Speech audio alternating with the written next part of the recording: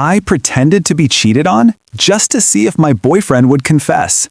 What started as a desperate test of loyalty would unravel a web of lies I never expected to find.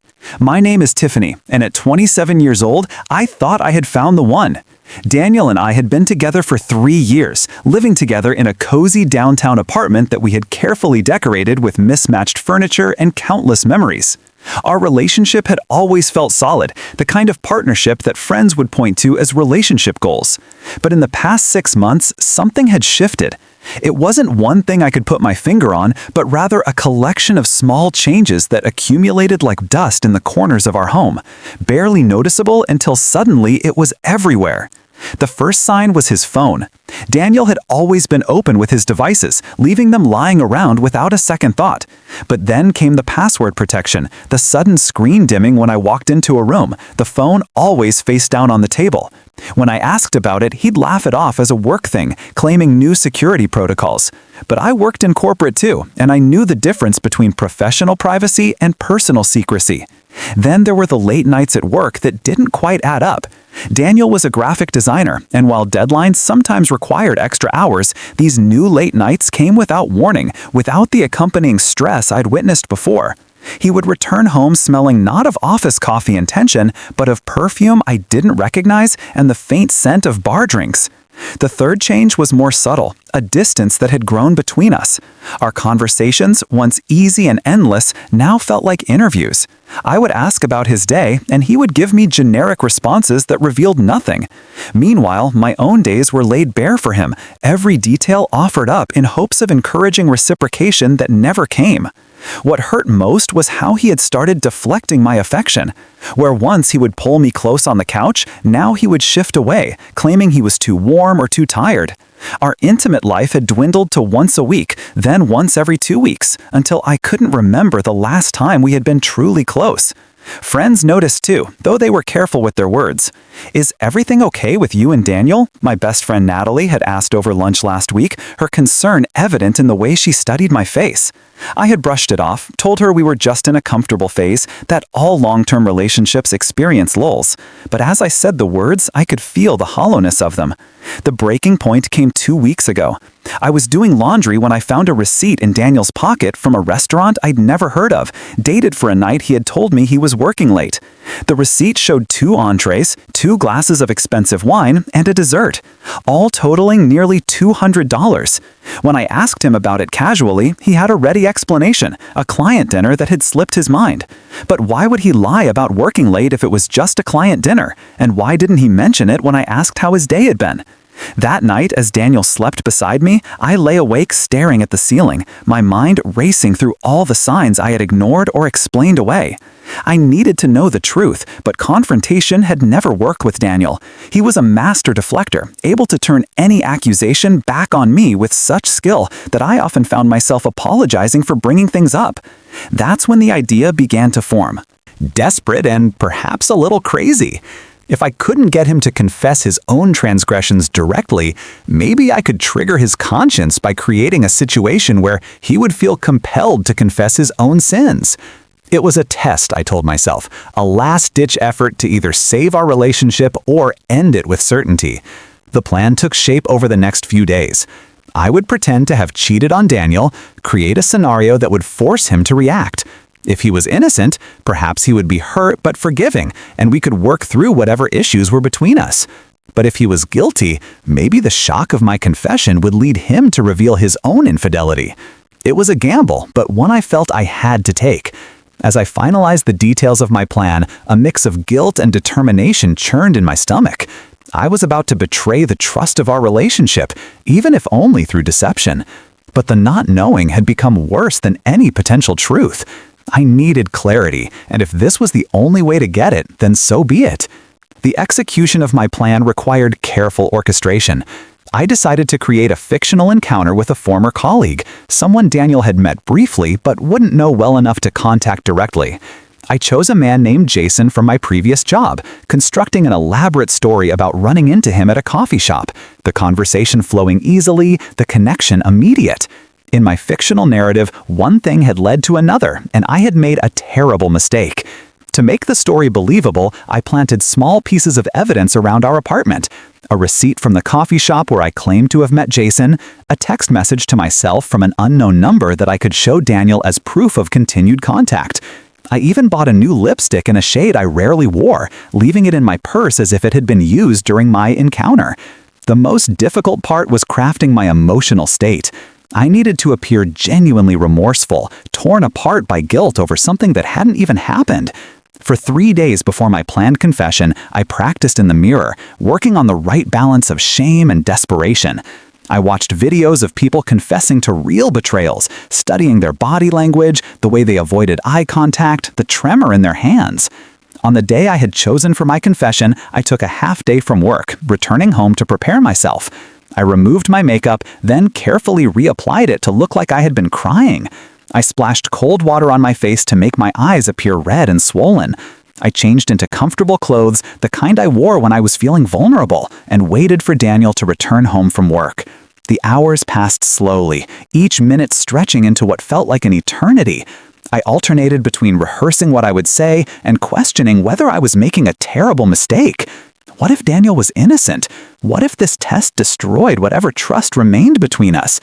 But then I would remember the receipt, the late nights, the emotional distance, and my resolve would strengthen.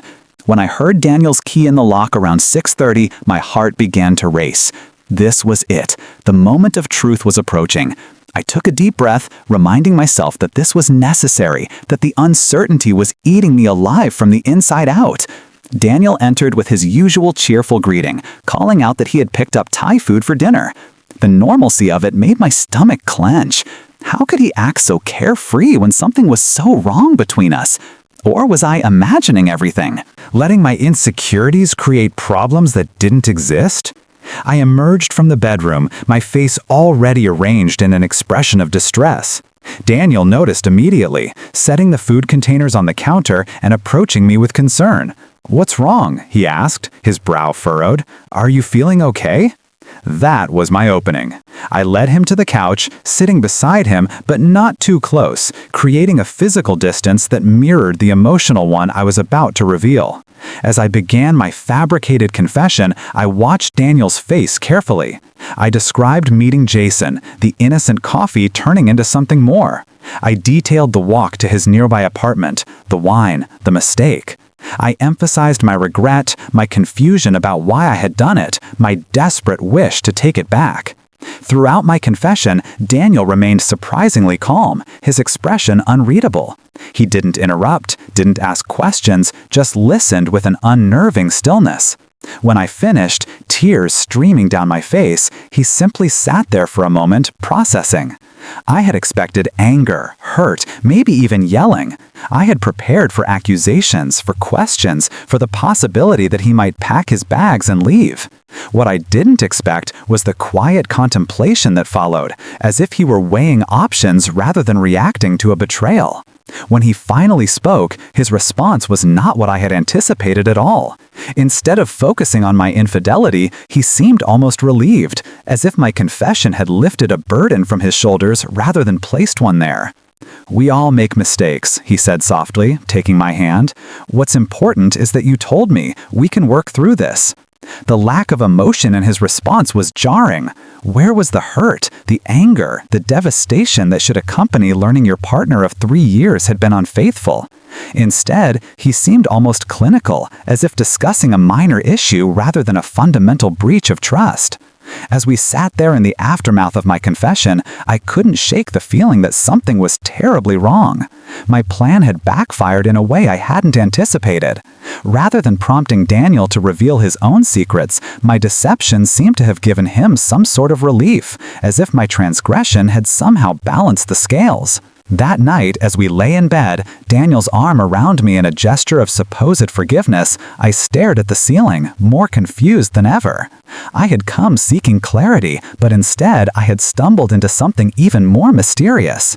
The test had yielded results, but not the ones I had expected.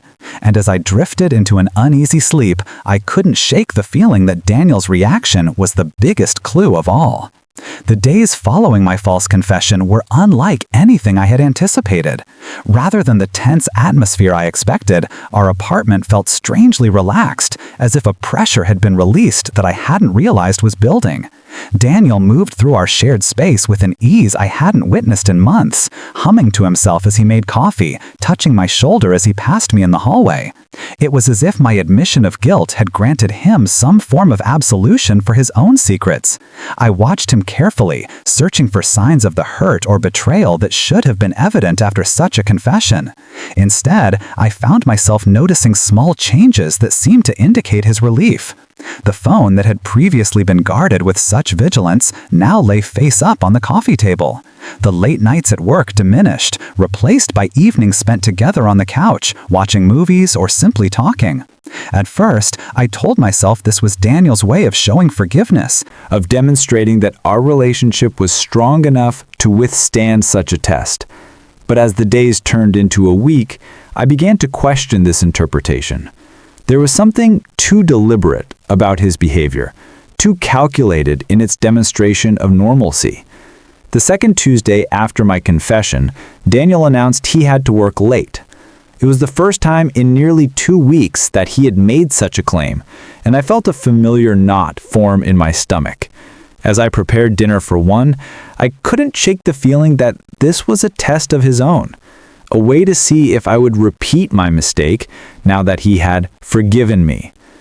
When Daniel returned home around 10, smelling faintly of alcohol and something floral, I decided to push a little, to test the boundaries of his supposed forgiveness. "Long night?" I asked, keeping my tone casual. He nodded, avoiding my eyes as he placed his keys in the bowl by the door. "Big project deadline. Lost track of time." I waited for more, for the detailed explanation he usually provided when working late, but none came. Instead, he moved toward the bedroom, calling over his shoulder that he was tired and needed to shower. The next morning, I found a small receipt in the pocket of his work pants, not from a restaurant or bar, but from a hotel downtown. The amount was too small for a room, suggesting perhaps a drink at the bar, but the timestamp, 8:47 p.m., didn't align with his story of working late at the office. I confronted him that evening, holding out the receipt as casually as I could manage. "Found this in your laundry," I said, my heart pounding. "Did you have a drink after work?" Daniel's reaction was immediate and, in retrospect, too perfect. He looked embarrassed, running a hand through his hair as he explained that a few colleagues had decided to grab a drink after finishing the project. He hadn't mentioned it because he didn't want to worry me, especially after everything we had been through recently. The explanation was plausible, but something about it didn't sit right with me. Why the hotel bar instead of one of the many places closer to his office? And why the embarrassment if it was just a work-related drink? As the days passed, I found myself becoming more observant, more attuned to the small inconsistencies in Daniel's behavior. I noticed how he would sometimes check his phone and smile privately, the expression vanishing when he sensed my attention. I discovered charges on our credit card statement for lunches I knew he hadn't had with me, explained away as meals with coworkers. The most telling discovery came on a Friday when Daniel left his laptop open while he showered. I wasn't looking for anything specific, but a notification popped up from an email account I didn't recognize. Before I could stop myself, I clicked on it, revealing a conversation between Daniel and someone named Rebecca. The messages were innocuous on the surface, discussions of work projects, plans for an upcoming presentation, but there was an intimacy to them that went beyond professional correspondence. Pet names, inside jokes, references to conversations they had clearly had outside of work. I quickly closed the laptop, my hand shaking as I heard the water turn off in the bathroom. I had crossed a line, invading Daniel's privacy in a way that made me feel ashamed, even as it confirmed my suspicions. That night, as Daniel slept beside me, I lay awake, my mind racing. My plan to test Daniel's loyalty had revealed something I hadn't anticipated. Not just that he was likely cheating, but that he was relieved by my confession. As if it somehow justified his own behavior. The realization was a physical blow, making it difficult to breathe. I had expected that if Daniel was cheating, my confession would either prompt him to confess his own infidelity or at least create a tension between us that would be impossible to ignore. Instead, it had created a strange equilibrium, a balance of transgressions that seemed to satisfy some unspoken agreement between us. The question now was what to do with this knowledge. I could confront him with what I had found, but I knew from experience how skilled Daniel was at deflection and denial. I could continue my investigation, gathering more evidence, but the thought of living this way, constantly suspicious and checking up on him, was exhausting. Or I could accept that my test had provided the answer I had been seeking, even if it wasn't the one I had wanted. Daniel was cheating, and his relief at my supposed infidelity was all the confirmation I needed. The question now was no longer whether he was unfaithful, but what I was going to do about it. The following weeks passed in a strange haze of normalcy and suspicion. Daniel continued his attentive behavior, bringing home small gifts, suggesting weekend activities, making love to me with a renewed intensity that felt both wonderful and performative. To any outside observer, we would have appeared like a couple who had weathered a storm and emerged stronger, their relationship renewed by forgiveness and understanding. But I knew better. Each gesture of affection was filtered through my knowledge of his betrayal. Each loving word weighed against the evidence of his infidelity. I found myself living a double existence, presenting as the grateful, forgiven girlfriend, while secretly cataloging every inconsistency, every lie, every moment of deception. The hotel receipt had been just the beginning. Once I started looking, I found evidence everywhere. Unexplained charges on our credit card, mileage on his car that didn't match his claimed destinations, the subtle scent of another woman's perfume on his clothes. Each discovery was a small wound, and together they were bleeding me of the love I had once felt so certainly. What confused me most was Daniel's continued insistence that we were fine, that my mistake was behind us, and our relationship was moving forward. During a quiet dinner one evening, he reached across the table to take my hand, his expression earnest. "I know things have been difficult," he said, his thumb stroking my knuckles, "but I want you to know how much I appreciate your honesty. It would have been easy to keep something like that to yourself, but you trusted me with the truth, and that means everything." The irony of his words was almost too much to bear. Here he was, praising my honesty while living a lie of his own making. I wanted to scream, to confront him with everything I had discovered, to demand the same honesty he claimed to value so highly. But something held me back. A fear of his reaction, a worry that I would somehow end up as the villain in this story, or perhaps a simple exhaustion at the thought of the battle that would surely follow. Instead, I nodded, forcing a smile as I squeezed his hand in return.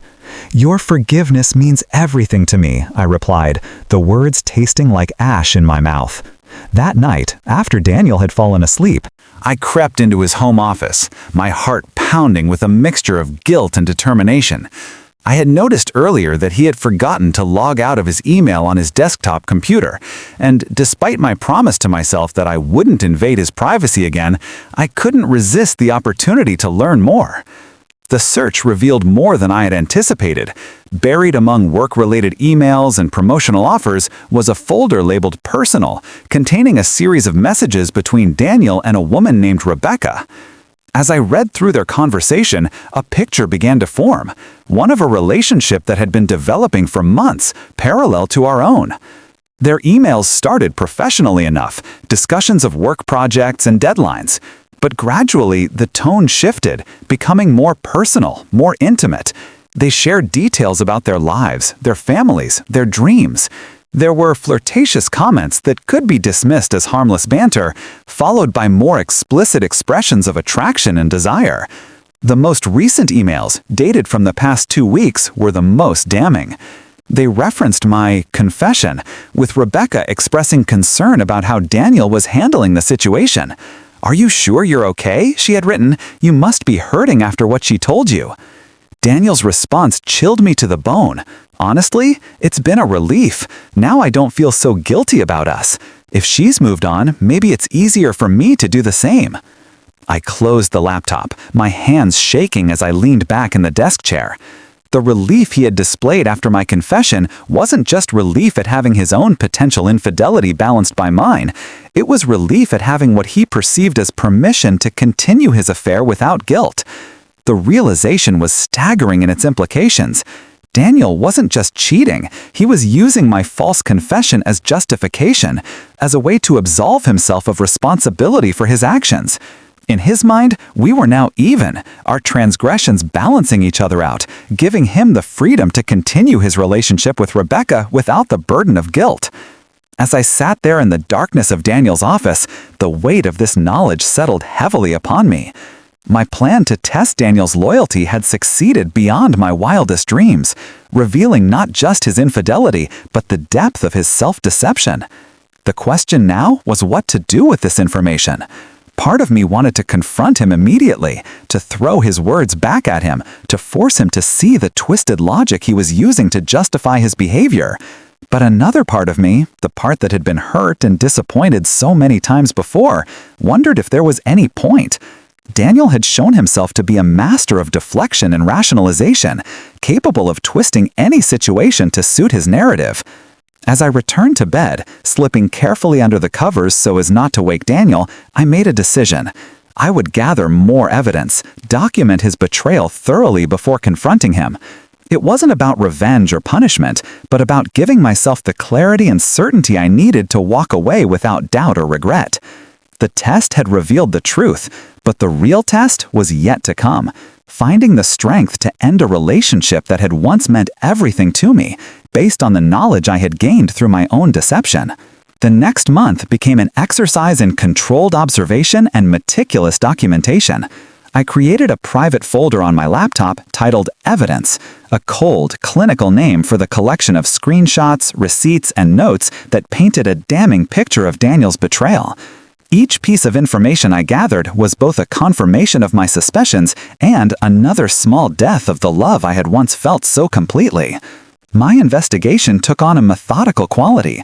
I began tracking Daniel's movements, cross-referencing his claims about his schedule with the reality I discovered through various means. A GPS tracker I purchased online and discreetly placed in his car revealed that his late nights at work often ended at an apartment building across town, the same building where, according to his emails, Rebecca lived.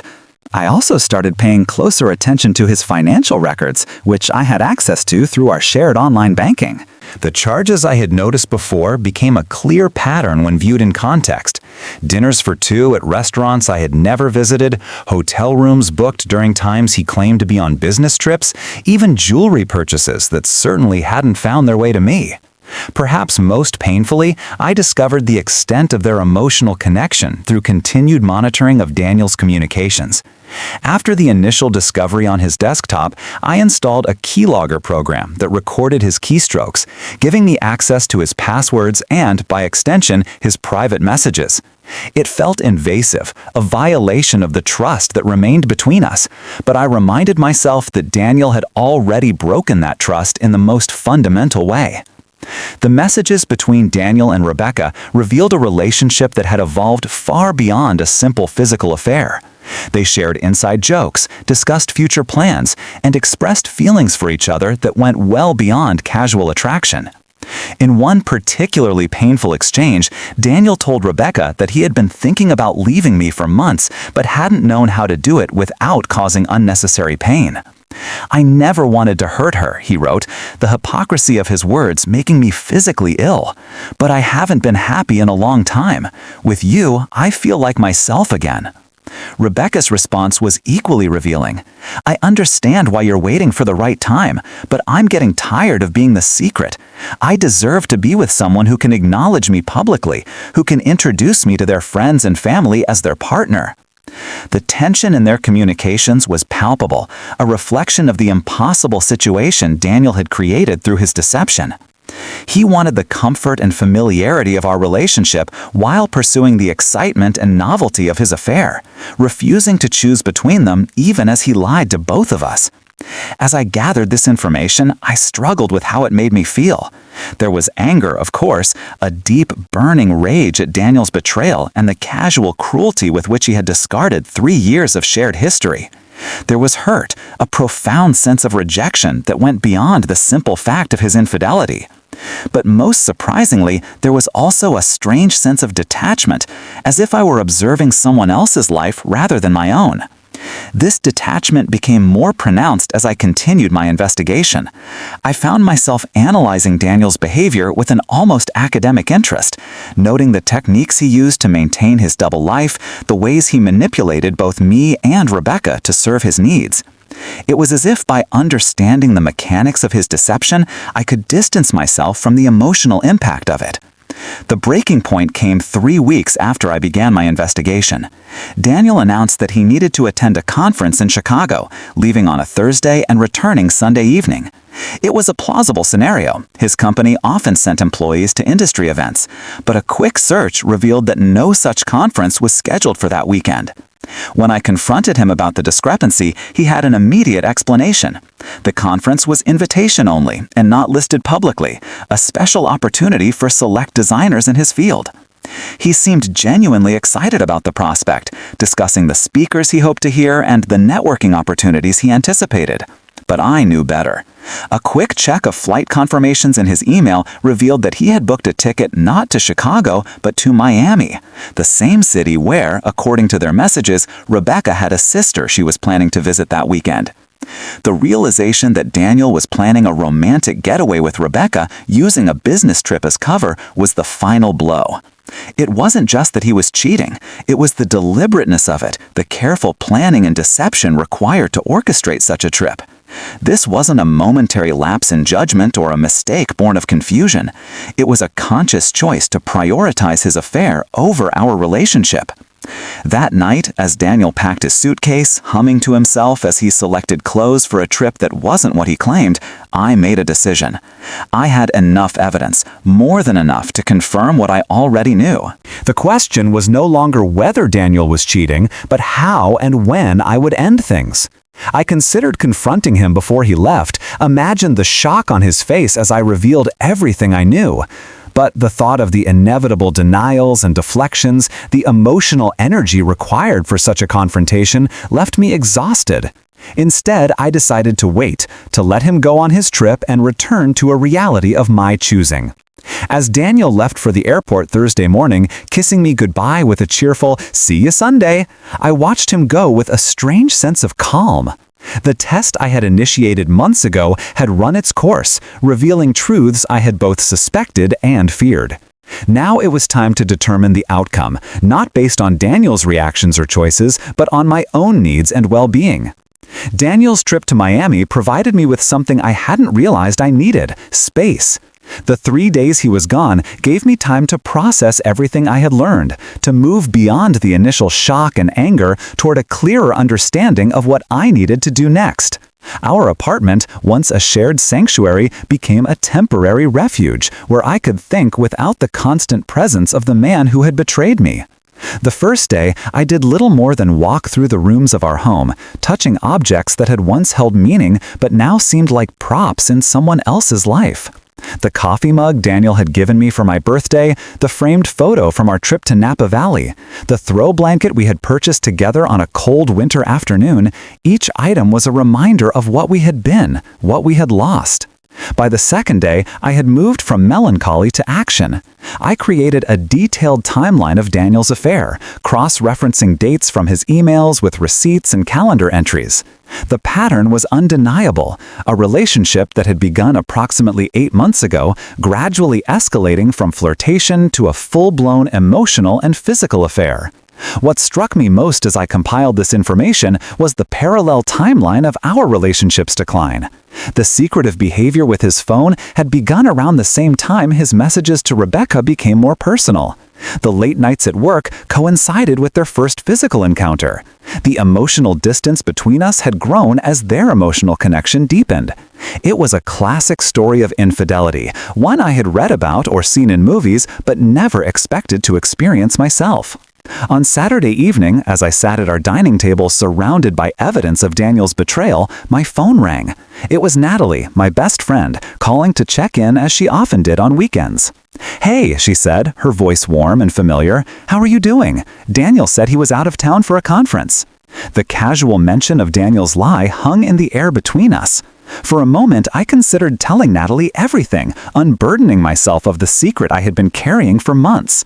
But something held me back, not just the complexity of the situation, but a desire to handle it on my own terms, without the influence of others' opinions. "I'm doing okay," I replied, keeping my voice steady, "just enjoying some quiet time. It's been nice to have the apartment to myself for a few days." We chatted for a few more minutes, Natalie none the wiser about the turmoil in my life. As we ended the call, I felt a pang of loneliness, a reminder of how isolated I had become in my relationship with Daniel. The trust issues that had developed between us had extended to other areas of my life, making me hesitant to share even with those closest to me. Sunday morning, I woke with a sense of purpose. Daniel would be returning that evening, and I needed to decide how to handle his homecoming.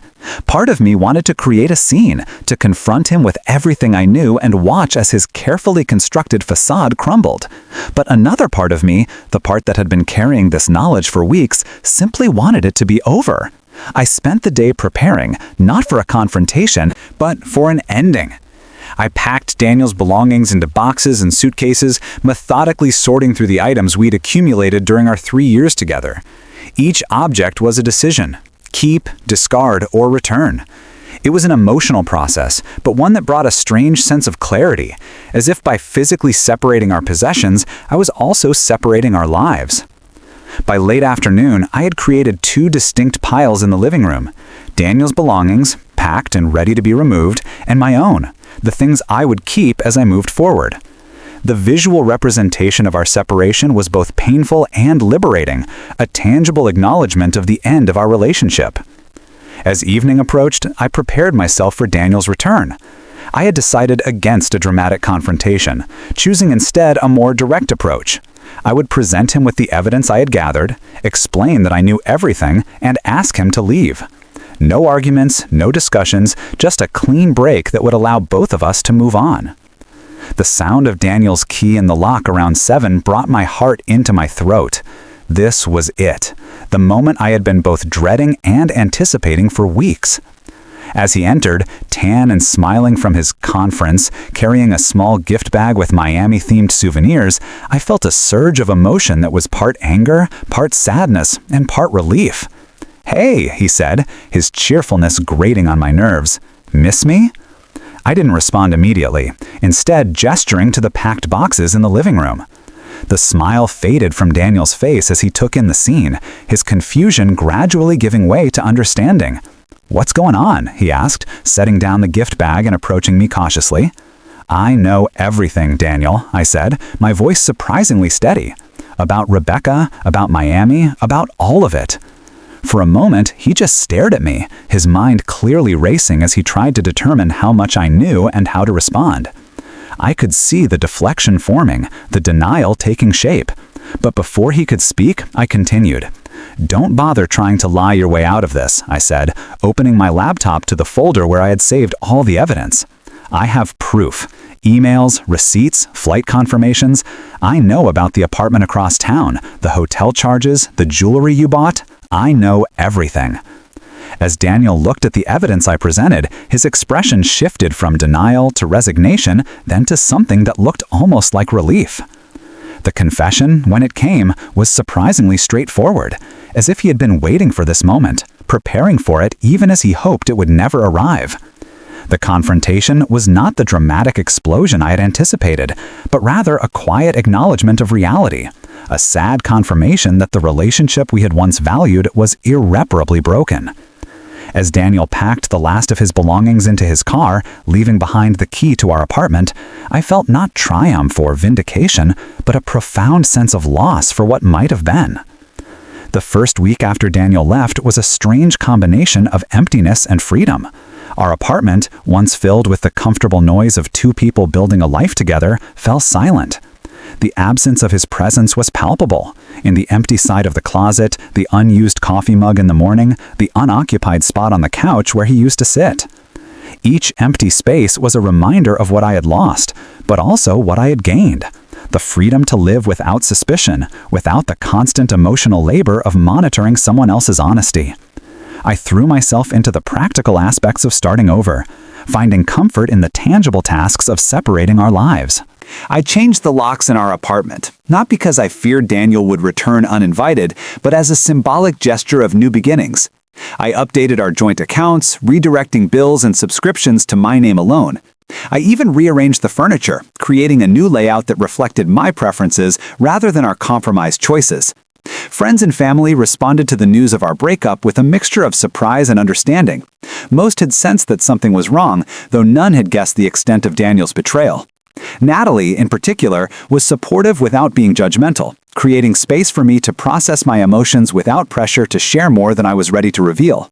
"I'm here for whatever you need," she said over coffee one afternoon, her hand covering mine across the table. "Whether that's to talk about it or to distract you from it completely."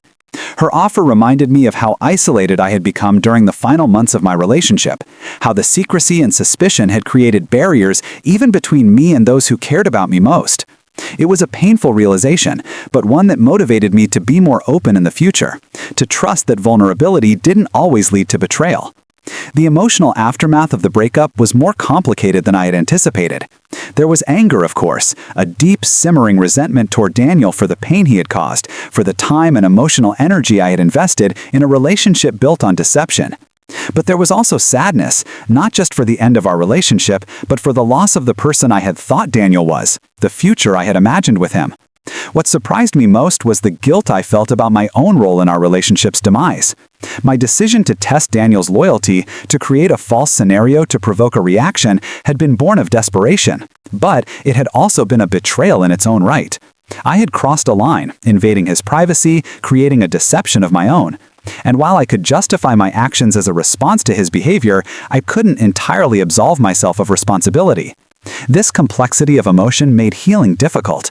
There were no clear villains or victims in our story, just two people who had failed each other in different ways. Daniel had broken my trust through his infidelity, but I had broken his through my deception. We had both contributed to the erosion of our relationship, even if our transgressions were not equivalent in scale or impact. As the weeks passed, I found myself reflecting on the nature of trust and loyalty, on the fine line between healthy suspicion and destructive paranoia. My initial instincts about Daniel's behavior had been correct, but my response had created its own problems.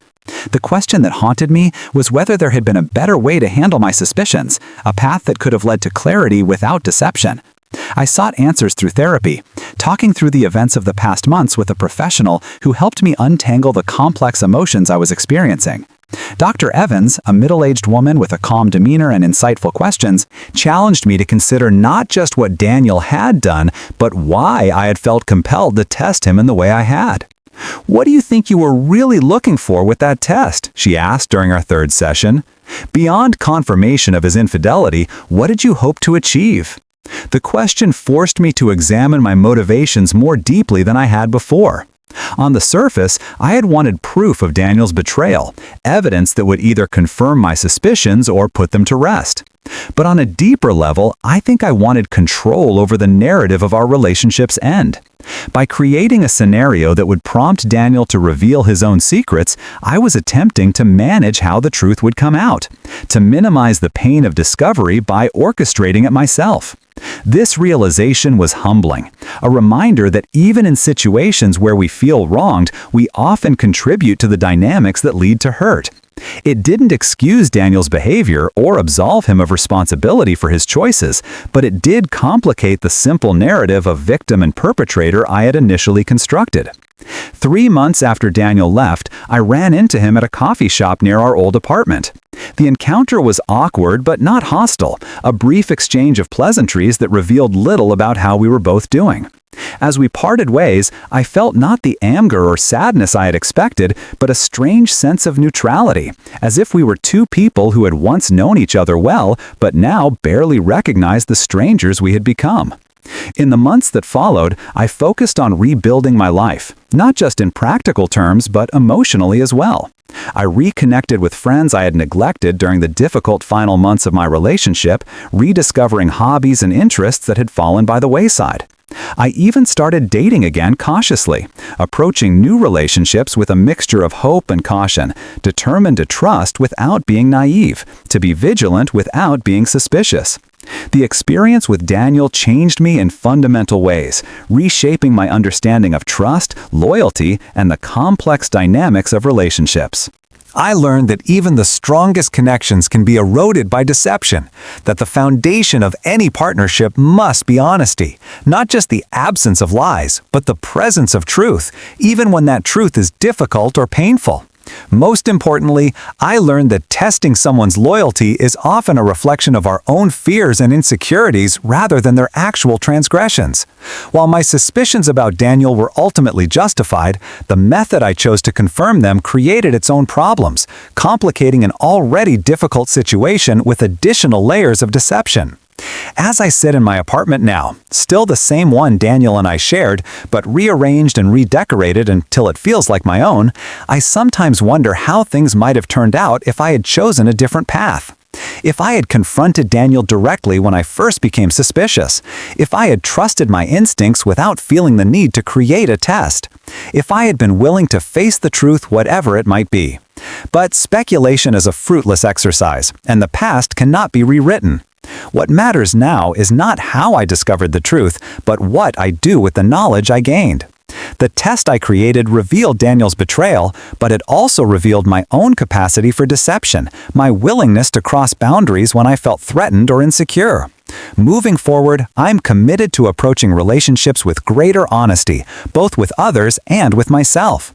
I've learned that trust is not just about believing that someone won't hurt you, but about having the courage to face the possibility that they might, and the strength to handle whatever truth emerges. It's a delicate balance, one that I'm still learning to navigate, but it's a journey I'm committed to continuing, one honest step at a time.